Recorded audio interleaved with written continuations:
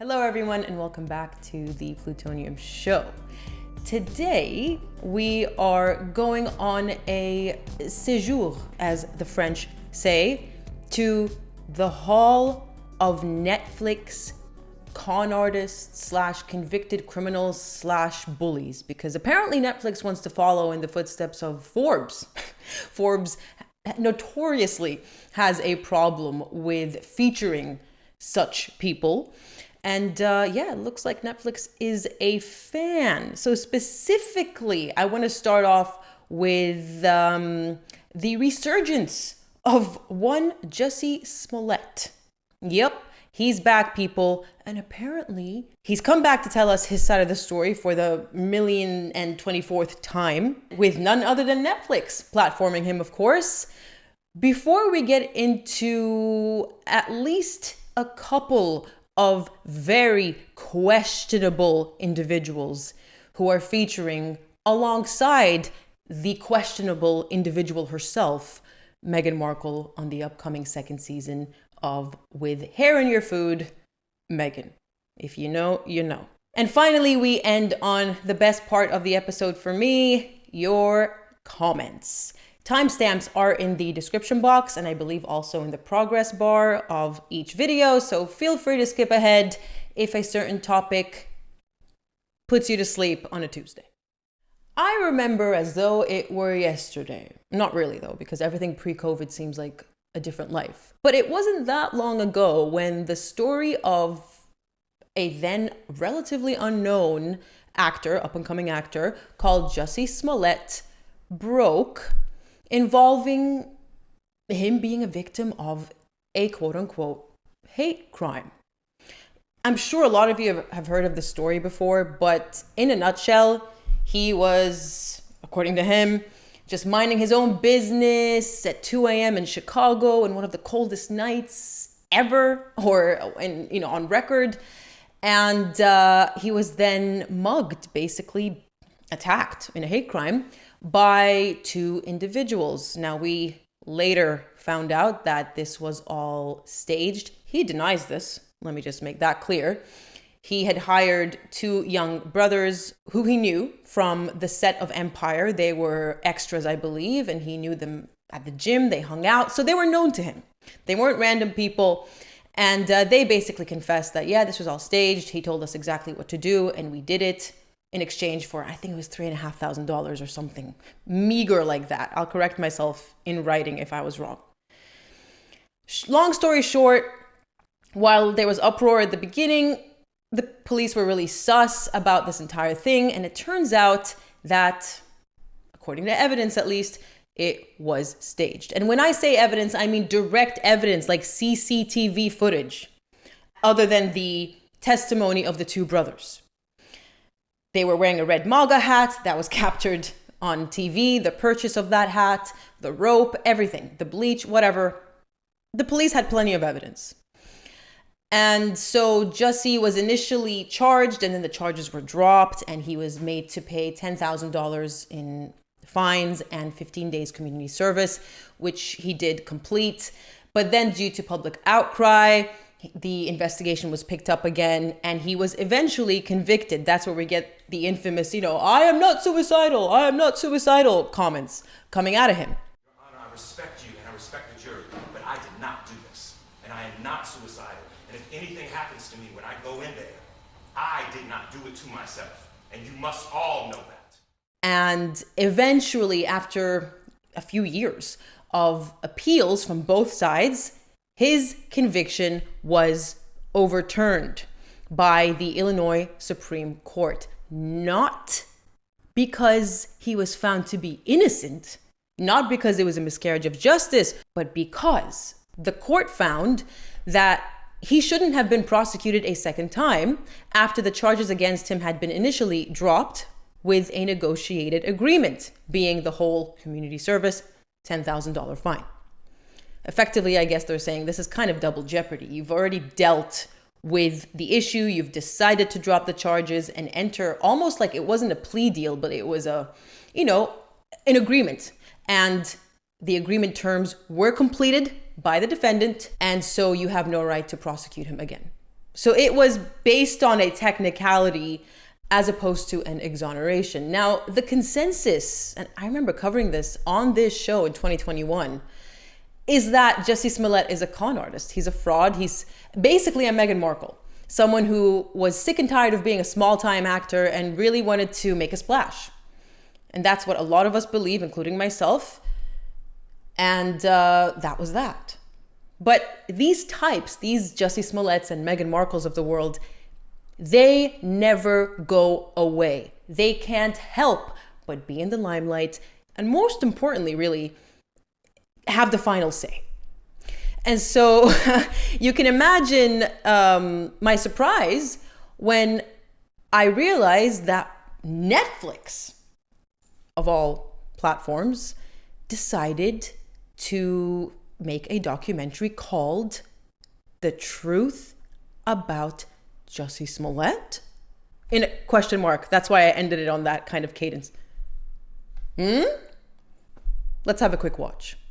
I thought it was a horrible crime at first until it started to fall apart. Chicago police has a century-long history of lying to the public. The biggest question is, who really can we trust? It's interesting because the trailer actually starts off being quite promising. I was like, oh, maybe this is going to be, you know, an independent kind of objective view of the story. And they just decided to make a documentary out of it. Kind of like how they did with Anna Delvey or Anna Sorokin with Inventing Anna. Anna Delvey is another con artist who I covered 2 years ago on my channel.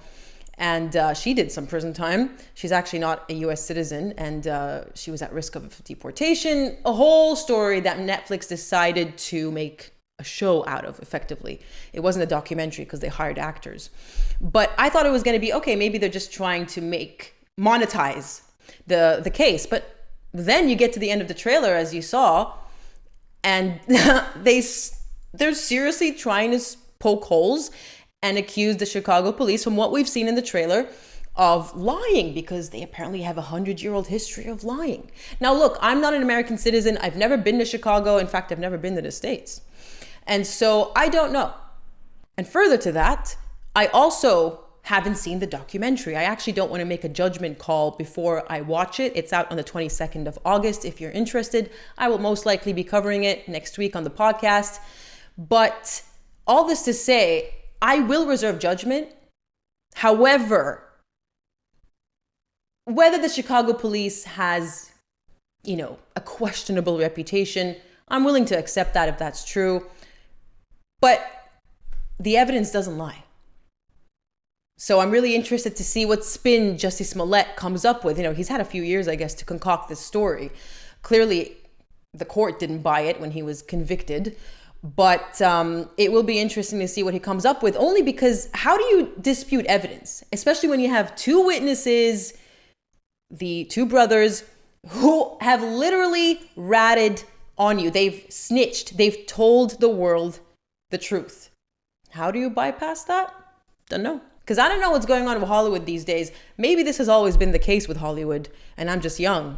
But it seems as though it's really no longer about the talent and all about who you know, who you're connected to, or, you know, are you controversial enough?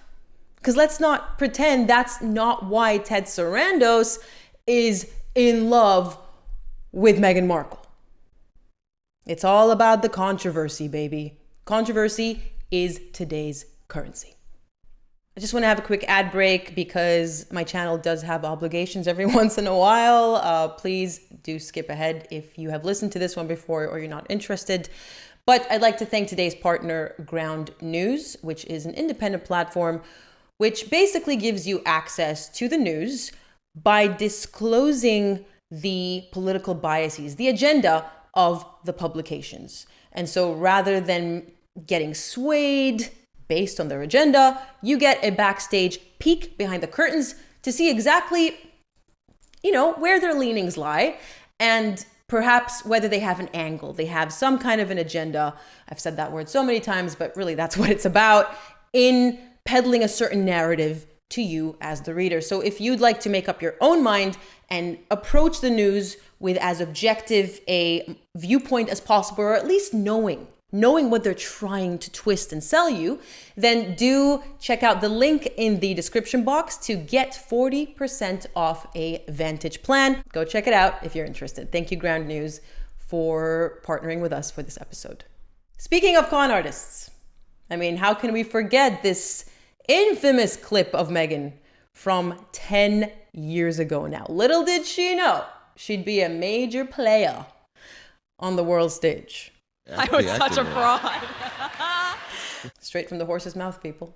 I mean, who are we to dispute her? The Meghan Markle, the Duchess of Sussex. If she says she's a fraud, then we're just going to have to go with it.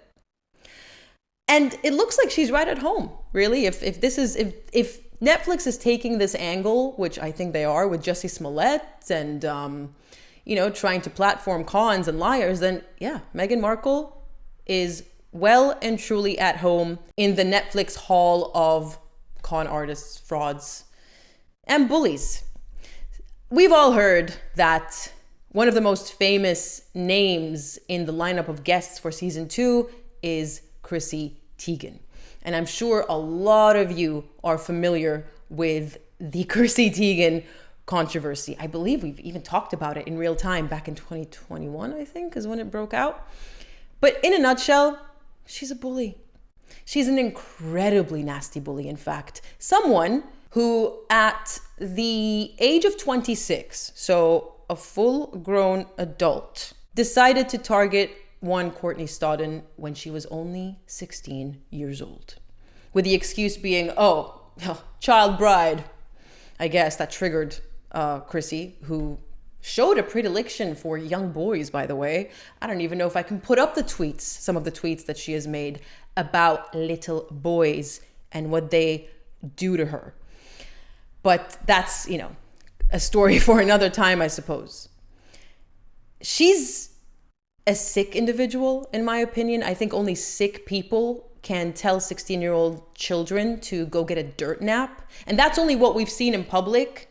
Let's not forget, Courtney herself has stated that she's received private DMs of Chrissy saying even worse things than what she had told her in public tweets. Someone who had done nothing to her, mind you, someone who I guess just found fame because she married a 50-year-old. And Courtney, wasn't even her only target. This was Chrissy's thing.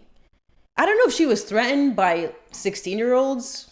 She just wishes she were still that age when she was 26. But she'd apparently set another teenager at the time in her sights called Farrah Abrams, who was a teen mom rather than a teen bride in 2013. So apparently Chrissy had tweeted her at the time and called her an idiot. Now, she was a teenager, a child, for releasing a sex tape. And Chrissy complained about how sickened. That's sickening. I mean, look, I'm not a fan of releasing sex tapes myself, especially of children. But this is an adult saying that she's sickened at the fact that that idiot teen mom commissioned her own sex tape and is pretending to be confused, distraught. F you. Seriously, this is what we have come to. This idiot teen mom feels such hunger for fame and money, and we as people will empower her. Wow. She later, it gets worse, continued to defend her comments, adding that Abrams was a, quote, whore. A teenager. So clearly, Chrissy, you're not right in the head. Don't know what else to say about that because a lot has been said. I don't know what happened. I thought she was meant to get canceled.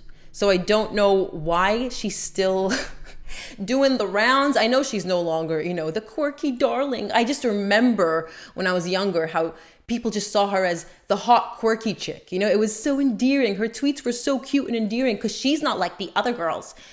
Ultimate pick-me girl. That is who Chrissy Teigen is, which makes sense because that is exactly who Meghan Markle is as well, in my opinion. But aside from Chrissy, a lot of waves have been made about Chrissy because understandably she is the most famous name in the lineup, arguably. Because I think alongside her, in fame and controversy, is self-help guru. You know where I'm going with this. Anytime the words self-help are there, we know we're going to get into trouble. Shady. Now, I had never heard of him before, but I know his face. He's definitely, he's one of those people who keeps popping up in my YouTube recommendeds, those podcasts. And I decided to look into him just this morning. So what I know about him is surface level. But he's apparently this self-help guru who, in addition to being, in my opinion, a con simply for being a self-help guru, is also a liar and a plagiarist. He has, his story, his whole lore, his backstory is about how he was a monk, how he abandoned his business aspirations and became a monk for 3 years and lived in India with monks and then decided to do this, become a self-help guru and make millions out of people, I suppose, exploiting celebrities and us, regular folk in one fell swoop. But there has been an investigation into him that was published in The Guardian just last year, which, he hasn't sued over, by the way, poking a lot of holes in his story. Namely, he wasn't even really a monk, apparently. This man is clearly not very familiar with the concept of the truth, which again makes sense that he is included in the lineup for Meghan's show because they're cut from the same cloth. People who are unfamiliar with the concept of the truth flock together. Something else he has in common with Meghan Markle is plagiarizing.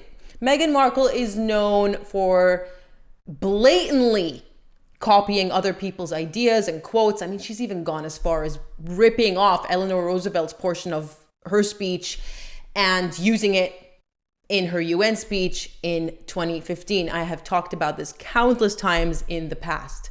So Shady has been hit with accusations of plagiarism for years.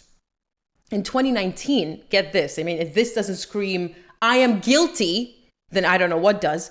He took down over 100 YouTube and Instagram videos after YouTuber Nicole Arbor found the original sources of several of his go-to parables. He now credits and tags the Instagram accounts he pulls videos from, but a few creators told The Guardian, the expose piece, he didn't ask them for permission or pay to repost their content. So even then, he'll credit them, but he won't bother getting one of his minions, because these people are surrounded by yes men. You have to understand that.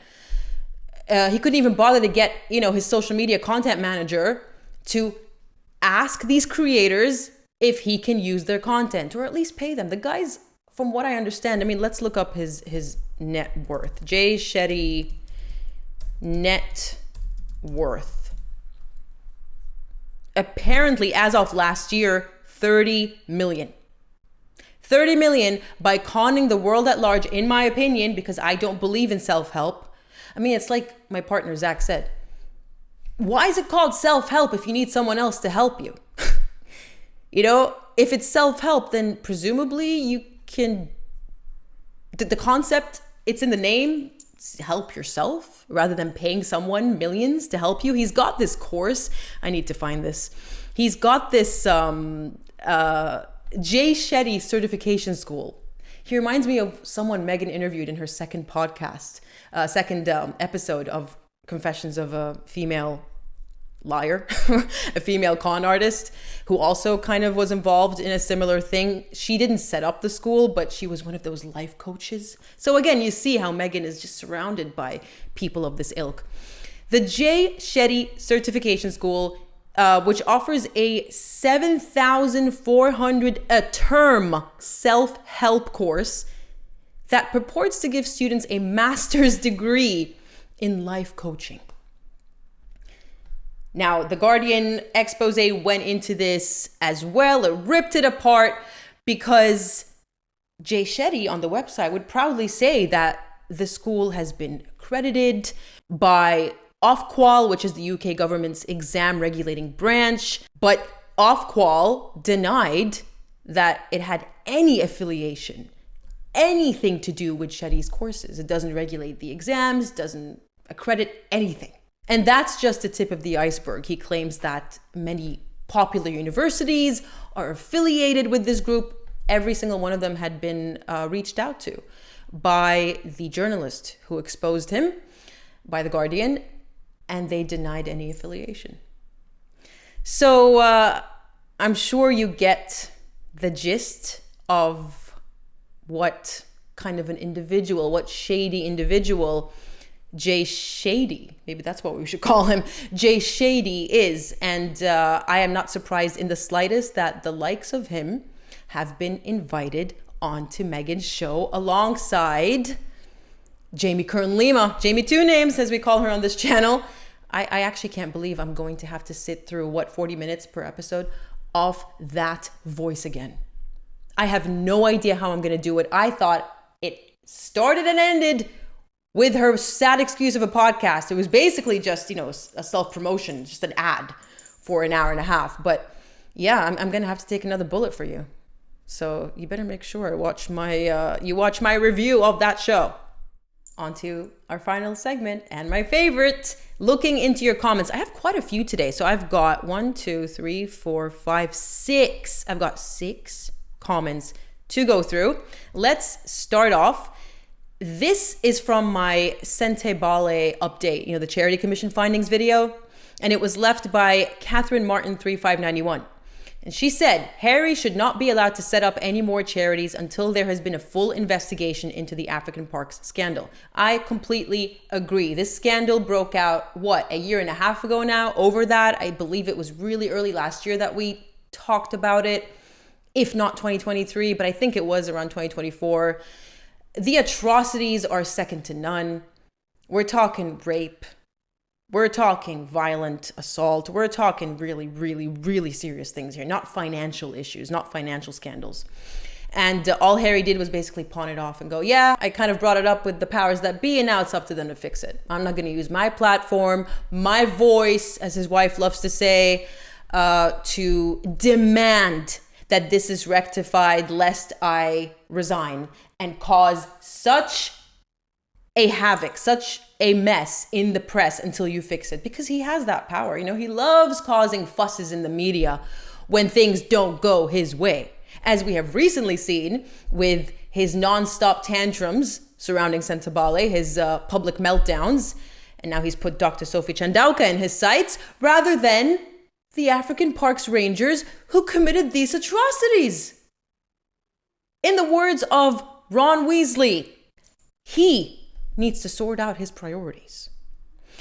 All right, next comment is from my latest video, The Art of Royal Privacy.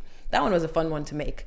The Wonderman says, I think that when Meghan says privacy, she really means ability to act with impunity and do WTF she wants. She was never interested in protocols or traditions. She acquiesces to almost nothing beyond her own whims. She was constantly being told no, and to her little brain, this was an affront to her privacy. Again, I couldn't have said it better myself. That's why I pick these comments. You guys have a way with words that I wish I had. Okay, let me just tell you. For her, it's my way or the highway. And whenever things don't go her way, you're invading my privacy, you're racist, you're bullying me. I'm the most bullied person in the world, didn't you know? And you're all misogynist to boot. Okay, Jan. Is that meme even still a thing? Next comment from the same video. So from now on, all these comments are from my privacy, the art of royal privacy, or I think I called it how to actually maintain your privacy as a royal. Do check it out if you haven't already. I don't know if I can pronounce this username. I don't want to do it. I don't want to butcher it. It is up on the screen though. You have my apologies. I really just don't want to butcher it. I think Meghan Markle's inferiority complex is so massive that it manifests itself as a superiority complex. What did I tell you? The eloquence of these comments.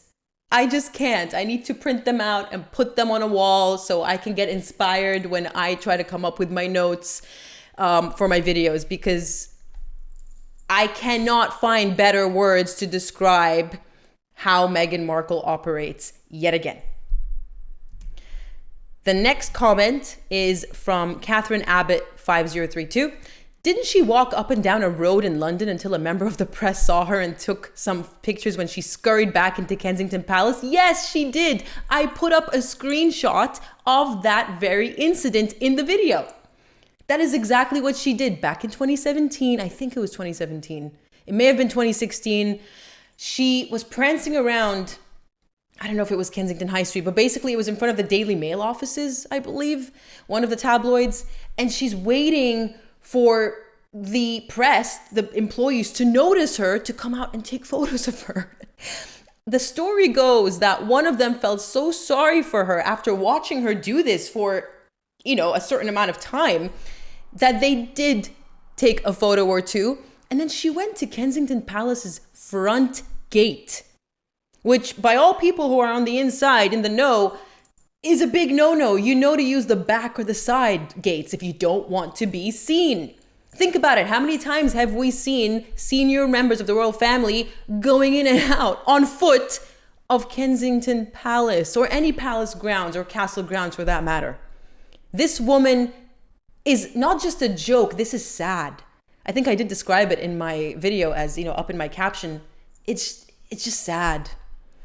You just feel sorry for her. This is someone who is so starved of attention, who has nothing else to do with her time, that she decided to dedicate a portion of her morning or her afternoon to being photographed. And of course we know she still does this. Now she just calls them. That's the only difference. The next comment is by Jackie Gould 1569. The reason Markle didn't like it here was precisely because she wasn't allowed to notify her pet photographers, meaning in the royal family. She was given too much privacy, and that was not what she wanted. Exactly. And finally, this is a long comment. It actually goes a lot longer, so I do apologize, Nora V. Kiss 2513. I do apologize if I've butchered that, but very insightful comment. I think the screenshot I've managed to grab summarizes very well what you had to say, which is the difference between Hollywood's relationship with public attention and royalty's relationship with public attention is that royalty's position has been secure since birth. No amount of attention or lack of attention from the press or the public is going to uproot them from it. Unless the monarchy itself is overthrown, they'll have their position and the wealth and prestige that goes with it for their entire lives. But Hollywood celebrities live and die by the press. If they cannot command attention, they cannot command high prices from movie and television studios. Other celebrities stop taking their phone calls and they fade into oblivion. This really falls in line. And this is a pure coincidence because I took the screenshot before today with what I said earlier with the whole, what's going on with Hollywood? It's becoming, controversy and attention, whether it's good or bad, is the currency, not talent. Was it always like this? Or was it always a matter of, the more scandalous you are and the more people you know, the more jobs you get offered? Was talent ever important? It's quite sad when you think about it, for these celebrities to be in this kind of attention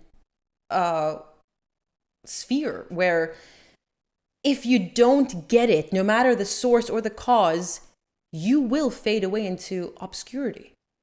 Now, the question is, do you agree?